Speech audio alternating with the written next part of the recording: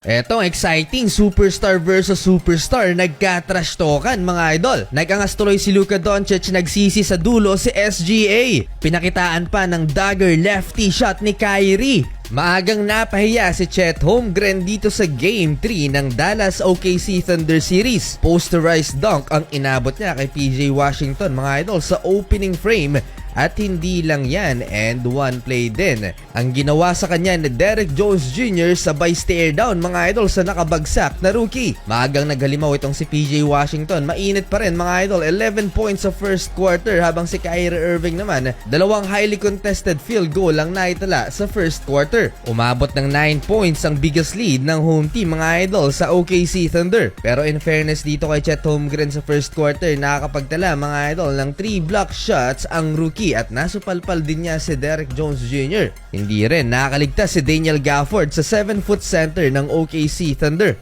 Nag-mini run papatapos ng first quarter ang visiting team at nakat sa tatlo ang lamang ng Dallas Mavericks 26-23 led by SGA 9 points. Para simula ng second quarter, PJ Washington 3-pointer so far siya ang nagbubuhat for Dallas Mavericks. Nagkasunod-sunod naman ang sagot ng OKC Thunder at nakalamang na nga sila sa Dallas Mavericks after ng 3-pointer ni Jalen Williams. 34-31 napa-timeout na si Coach Jason Kidd.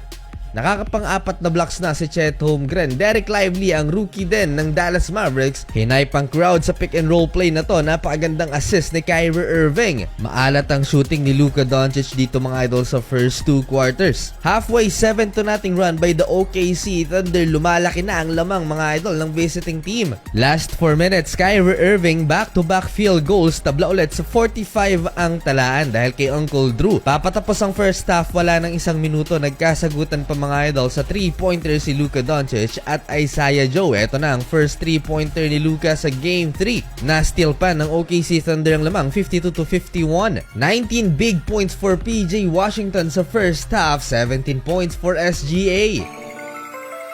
Pinasarap lang ni Daniel Gafford ang pagsisimula ng second half for Dallas Mavericks dahil itong si Josh Giddey 5 quick points, kaya agad na naghabol ng 6 points ang Dallas Mavericks 61-55. 11-0 run for OKC Thunder. Lobo sa 10 points ang hinahabol ng Dallas Mavericks. Nakasagot pa naman ng Dallas Mavericks led by PJ Washington na so far may 24 points na, 65-63 halfway mark ng third quarter. Grabe itong mga role players ng Dallas Mavericks. 16-0 run ang naisagot ng home team. Josh Green, big impact din off the bench. Asar na asar pa si Luka Doncic mga idol kay Lu Dort dahil sa pag-flop sa play na to. Nagresulta yan sa corner pocket 3-pointer ni PJ Washington at si Luka Doncic ayaw pa rin tumigil sa kakareklamo sa referee. Bad news for Oklahoma City Thunder, na injury mga idol si Jalen Williams. Matagal bago nakatayo at bumalik na lamang sa locker room. Kyrie Irving nagtala ng 2 3-pointers bago magtapos ang third quarter. 14 points for Uncle Drew. Napa-takeover na si SGA for OKC Thunder with 25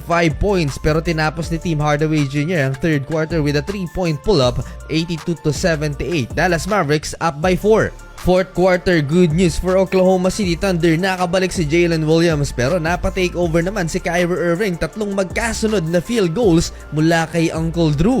Ang malupit dyan, ang third field goal ni Kyrie Irving na pinalis ang depensa ni Jalen Williams. Hilo mga idol, dalawang spin move ang ginawa ni Kyrie. Pure masterclass, kulang isang bantay kay Kyrie Irving sa tindi ng galawan. Dalawang big man ng Dallas Mavericks laban sa nag-iisang Chet Holmgren lang ng OKC Thunder.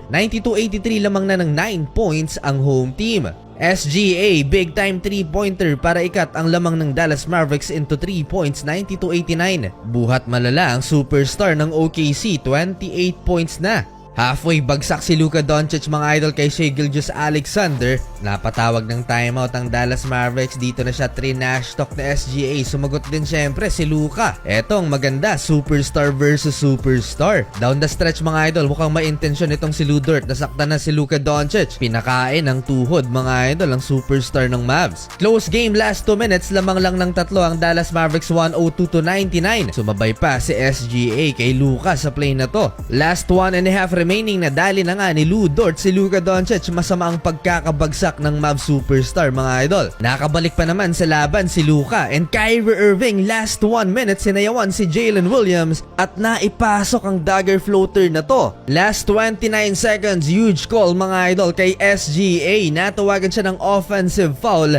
Atakihin niya ang depensa ni Luka Doncic sa restricted area. Na-trash talk tuloy siya mga idol ni Luka Doncic. Well, solid mga idol, panalo ang Mavs. 2-1 na ang series. Hatid ng 1xBet ang video ito. Up to 6,000 pesos first cash in bonus. Gamitin ang link at code na nasa comment at iset na ang iyong parlay, mapa, NBA, PBA o iba pang sporting events sa 1xBet. Siguradong legit at mabilis ang cash out, pero paalala, keep it fun and gamble responsibly.